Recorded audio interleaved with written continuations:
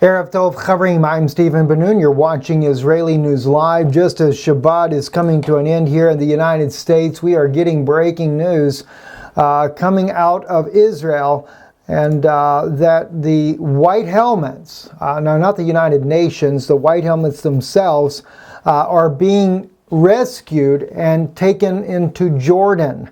This Jordanian article that you see right here on your screen now has been released here on July 21st, 2018 as a breaking news. This is petra.gov, and just so you can get an idea of what this actually states, I do believe I have a translation on that. Let me just see real quick. The photo that I put up on our YouTube channel there, that photo, by the way, friends, is actually a photo that I took of the United Nations compound there inside of Syria, right there at Quneitra. Let me see, I thought I had this up, but I guess I don't. Maybe it's right here. Here we go. This is the translation of that actual article. I translated this already using Google to translate that with. On July 21st in Petra, the Jordanian government authorized the United Nations to organize the passage of about 800 Syrian citizens through Jordan for resettlement in Western countries. The government came after 3 Western countries, Britain, Germany, and Canada, made a legally binding undertaking to resettle them within a specified period of time because of a risk to their lives. The spokesman for the Ministry of Foreign Affairs and Expatriate Affairs, Ambassador Mohammed Al-Qayyid, said the request was approved for purely humanitarian reasons. These Syrian citizens who were working in the civil defense, quote-unquote civil defense, that is not the Syrian civil defense. Syria's government has a civil defense, and they're not the white helmets. They are dressed in red uniforms. But anyway, fled the areas controlled by the Syrian opposition after the attack by the Syrian army in those areas. If you notice, they're working with those terrorist groups that are fighting against the Syrian government. So it makes you wonder, why would a Syrian civil defense force fight or work side by side with terrorists that are trying to overthrow the legitimate government? You know, this is really where it makes no sense, and this is what drives me crazy. When you sit there and you watch a government that sides with the terrorists that are trying to overthrow a democratic government, something is wrong with the picture. It's the same thing we saw in Ukraine. Yanukovych was the duly elected president of Ukraine. And instead of the United States coming to the aid of President Yanukovych, they actually went to the aid of the terrorist and sided with them instead to overthrow the government. Why is the United States and so many other countries always going to the aid of the terrorist? I mean, I'm dumbfounded by this. Bashar al-Assad, what did the man do wrong? He was trying, in 2011, he was trying to make peace with Israel. He was very good friends with John Kerry. They were trying to bring about a peace, and then something got derailed. Oh, I'm sorry, we forgot about General Wesley Clark saying that we're going to take down 7 nations, and Syria was included in those 7 nations to be taken down. Not because he was not duly elected to the office, but because he was not a Sunni president, so they had to take him down. Correct? Maybe this is the reason why behind it. Anyway, they're giving these so-called Syrian citizens safe passage, which, by the way, they're not all Syrian citizens. That's only being stated in the article to save face. Many of them are not Syrian citizens. But anyway, the ceiling of 3 months, he pointed out that Jordan, which has lost 1.3 million Syrians, has not and will not hesitate to perform its humanitarian duty despite the great burdens placed on the kingdom. He pointed out that the organization of the passage of Syrian citizens is administered by the United Nations and that it does not impose any obligations on Jordan. So yeah, no, Jordan is not having to suffer anything because the Western world is going to make sure they get out. They have been a tremendous propaganda tool for the initiative to be able to overthrow Bashar al-Assad, but unfortunately that has not happened. I say unfortunately for their sake, not for what I would think to be true. So this is what the article is saying here in the Arabic language. They are rescuing the white helmets, bringing them out of the country. They will be replaced into Britain, Germany, and Canada. Interesting to say the least there where they're going. You know, Britain and Germany especially, they're going to use all this refugee movement there. So when the time comes for the New World Order to really take a step forward, they'll be once again working with those terrorist organizations to overthrow those countries. So Canada, you're going to get your own full load of this as well. Very troubling indeed. Now let me share something with you. When I say terrorist organization, the White Helmets, there has been so much evidence that has been brought out against this organization. They might say, oh, we just had a few bad members. Well, they've got a lot of bad members. Proof picture of Omran Dekanesh, boy in the ambulance saved by the White Helmets, is propaganda. Now, I've seen the proof many times over. Vanessa Beeley, who is an incredible journalist, has been in Syria multiple times there. She's also reported on all their propaganda that they have done. We have Ava Bartlett, another tremendous journalist, Murad Ghaziev with RT, another incredible journalist there, always on the ground reporting these things, uncovering all the propaganda that's been going on. Well, this is the young man that so many of you guys are familiar with. We've covered this on Israeli News Live on multiple occasions. That was actually used by the White Helmets.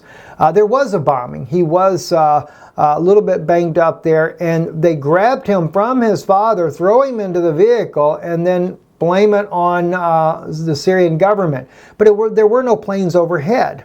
Now, if you scroll down real quick, and I'll come back up to some of this other issues here in just a moment. This is his father with the same young man, and he actually testifies to the government that my son was being used. He said they just took him away from me. And he says there were no planes overhead. This was just the fighting that was on the ground.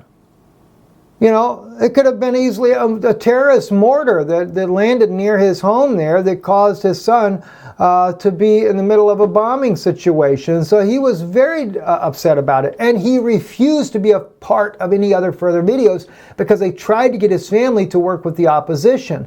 Now imagine the difficulties this man went through by refusing to cooperate with the terrorists when he's on the side of the terrorist, waiting for his country to liberate him. That put him in a very awkward position. Now, let me share with you this as well. This young man right here, 12-year-old boy, all right, this photograph with al-Nusra rebels and child executioner. A 12-year-old Palestinian boy was taken from a hospital and beheaded on video by this group of rebels. Now, they're talking about Roslan, who's in the photograph, and that's where you're going to see right here, all right? He's a White Helmet member. And by the way, I remember this very well myself. This is the photograph. There is that 12-year-old little boy right there. I've seen the video of this. They beheaded that guy. All right. So now here he is, the same guy. He's there in the beheading as well as this man here. Both of these are, I believe they're working with al-Nusra right there. But then, yet you also have them where he's at the ambulance. Here he is right here. Same guy right here. Okay, the same very man. He's taken the photograph for the White Helmets, and yet here he is pictured here with his uniform, with his bullets and everything on, and of course a part of the beheading of a 12-year-old boy. This is what our government in the United States has been supporting from the very beginning, and they still laud them as the great Syrian civil defense team. Syria has a civil defense team. And let me say this as well. If truly these were Syrian citizens rescuing Syrians in the country, Bashar al-Assad would have lifted these men up as the bravest people on the planet. But you see that they have to run like cowards. Why? Because it says plainly in the Jordanian article that they are working. They have been, let's go back and look at the article again. All right, let's seriously take a look at this. Very serious. All right, 800 Syrian citizens through Jordan for resettlement in Western countries. The United Nations organized in the passage of 800 because it includes their family members as well. So it's not all of them are the civil defense team, as they call them, or the white helmets. The government came after 3 Western countries, Britain, Germany, and Canada, made a legal binding undertaking to resettle them within a specific period of time because of a risk to their lives. The spokesman for the Ministry of Foreign Affairs, Expatriate Affairs, Ambassador Mohammed Al-Qaid, said the request was approved for purely humanitarian reasons. The Syrian citizens who were working in the civil defense fled the areas controlled by the Syrian opposition after the attack of the Syrian army in those areas. If they were Syrian citizens working for Syria's civil defense, they would have no reason to flee the country. All right? But they were where? With the opposition. Now here's what's really, really troubling. We have watched, let me pull it up. I got to show you this, right? Let me just show you what Syria does. Let's hit Twitter real quick. All right? And this is just recently, right? Syria buses opposition. Maybe we can do that. Do it like that. Let's see if we can pull it up. All right, here we go. There, opposition sources reported about approval of a Free Syrian Army terrorist which accepts a reconciliation plan with Russian military and deliver of heavy weapons to the authorities. Green buses are ready for the trip to Idlib. All right? Look at that. Do you know how many times this has been done? And this is data. This is the very region that it started off, about 4 weeks ago when this fighting started. Anytime they're willing to surrender, they provide the buses, they load them up, and they allow them to go to another part of the country. Between Russia and the Syrian government, they're allowing the very terrorists that are fighting against them to actually relocate, disarm, and relocate. Because, as Bashar al-Assad said, we can deal with Idlib later. Because they all want to go to Idlib. That's the interesting thing. They all want to go to the exact same place. Now, why then do the white helmets, why are they so afraid to not do like the rest of them, just get moved over to Idlib? You want to know why? Another example, 2,050 men and women and children were forcibly displaced by Assad's Putin. Okay, wait a minute, that's a different one there. We also have a lot of buses just from the civilians that are coming back. A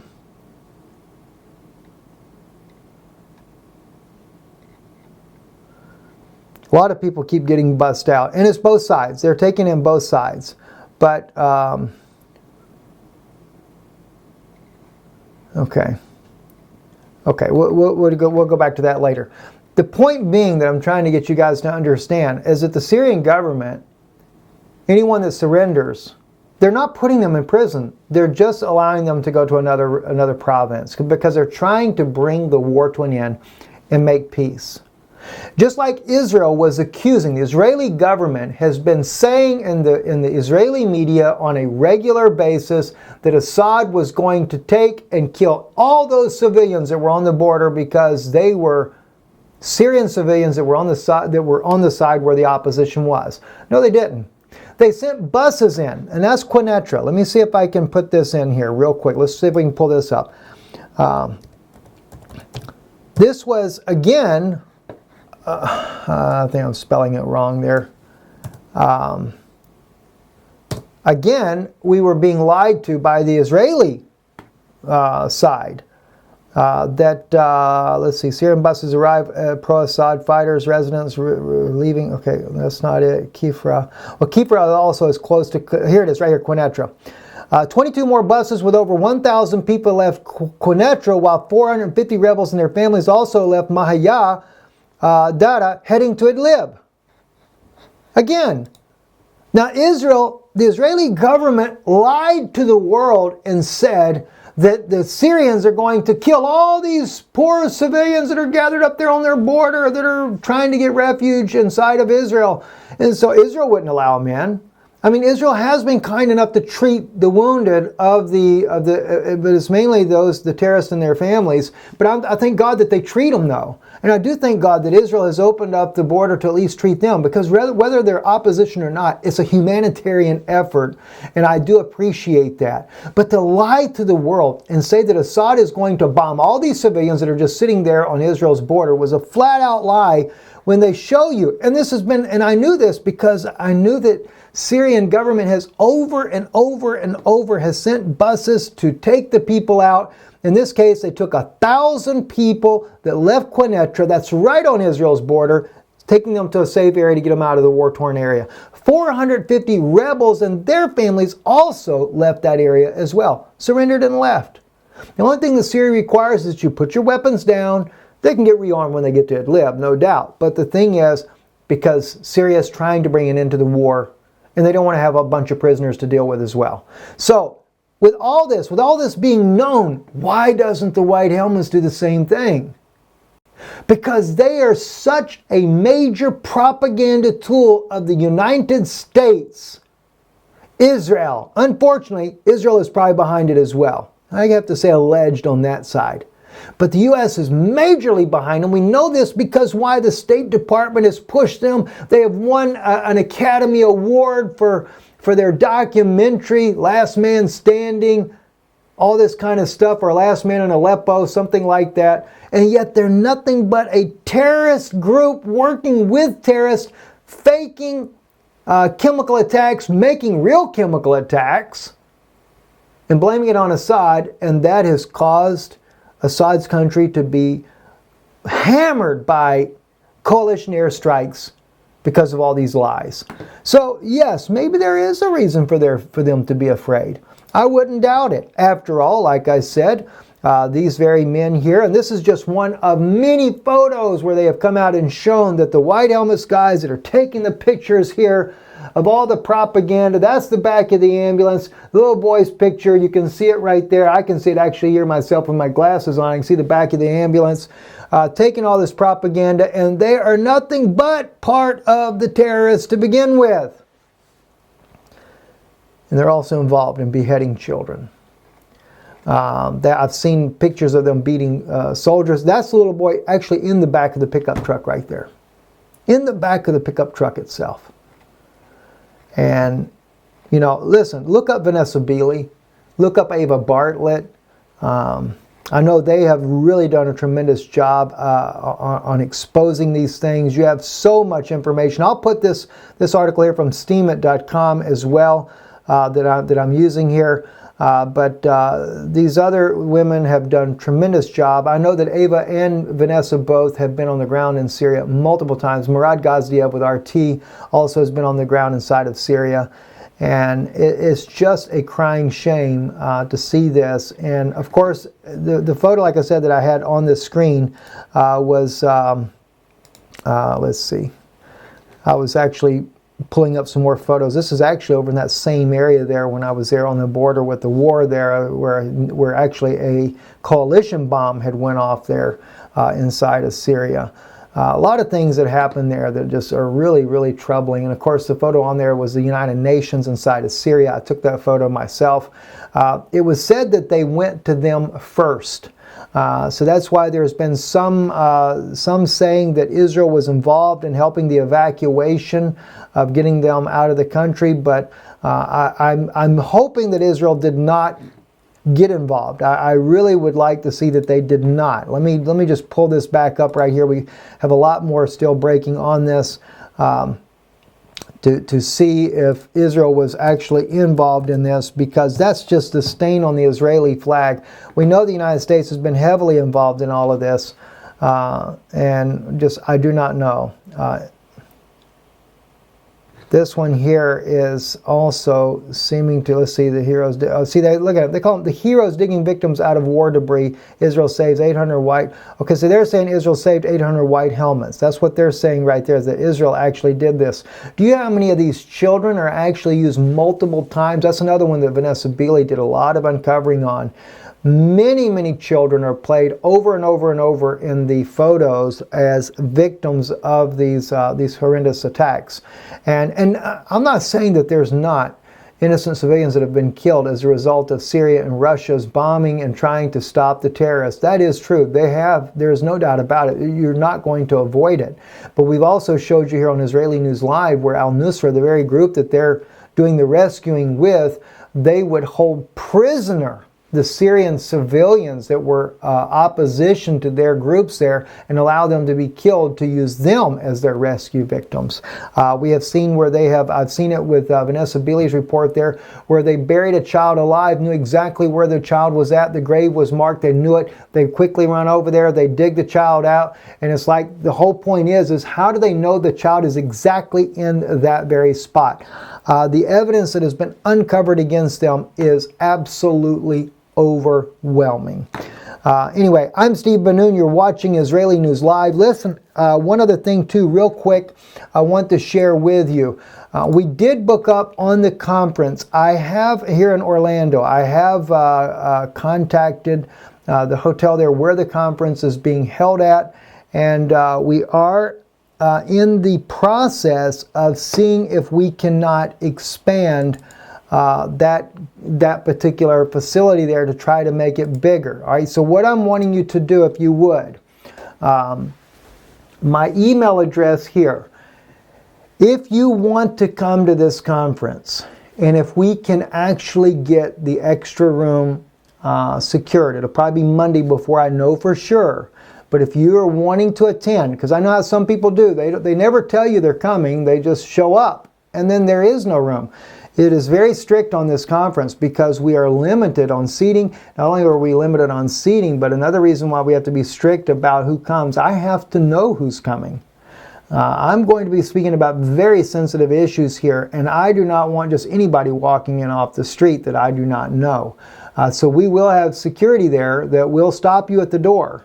And so I hate to be that way, but I have to know who's coming to this conference. So if you're interested, though, I do need the names of the people coming, all right, that are coming. But my email, stephenbennoon@gmail.com, and that's BENNUN @gmail.com. Put Orlando Conference in your subject line. Let me know that you would like to come.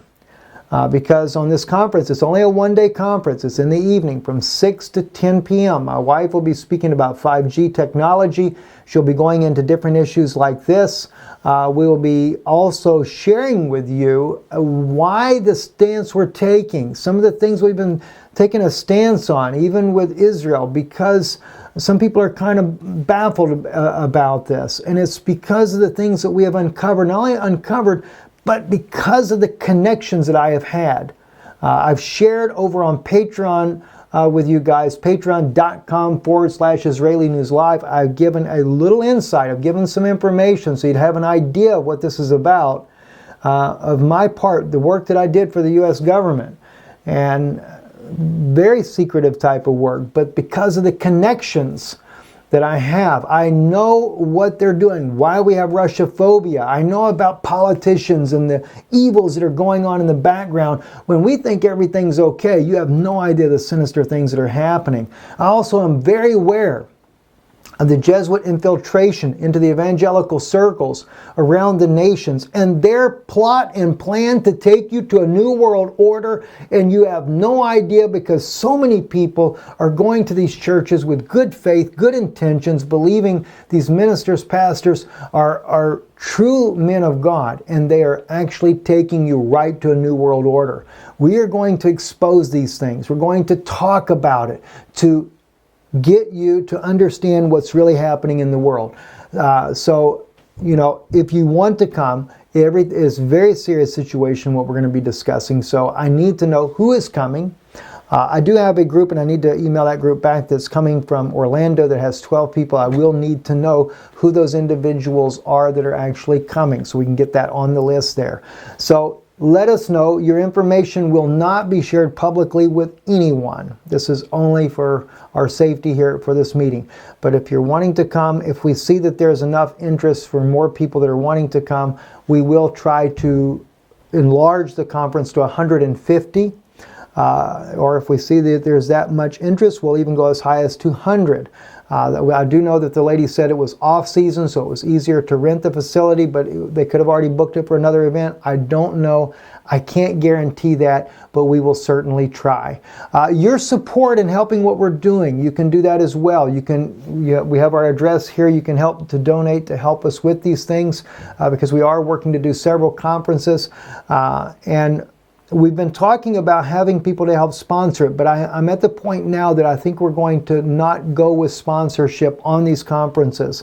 And the reason being is because we are going to be dealing with security issues, and we're going to be dealing with the subject matter. So I think it may be safer if we actually book our conferences ourselves. If you are in a local area and you happen to know of a facility that we might be able to use, that would be nice in certain areas there.